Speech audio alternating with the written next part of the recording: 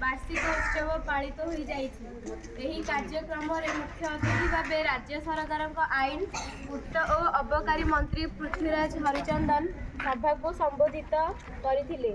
विद्यालय मानकरे जेउ पिलामाने पढ़ुछंती सेमानंक मध्यरे नेतृत्व सृष्टि हेउ। पाठ्यक्रम व्यतीत शिक्षार विभिन्न दिग एवं व्यावहारिक ज्ञान दिगरे सेमाने निजर परिचय तैयारी करंतु।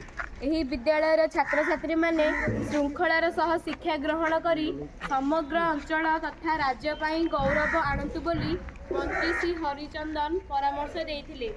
कार्यक्रम सम्मानित अतिथि भावे बाणपुर ब्लॉक अध्यक्ष अमरेंद्र रणसिंह, बेटसर पंचायतर सरपंच सावित्री भोल, बाणपुर ब्लॉक शिक्षाधिकारी सनातन जाली, विद्यालयर आलुमिनियम एसोसिएशन सभापति शशिकांत सुबुद्धि, विद्यालय परिचालना कमिटी सभापति सत्यनारायण राणा, उच्च माध्यमिक विद्यालय अध्यक्ष गजेंद्र प्रसाद जेना प्रमुख जोग देइथिले।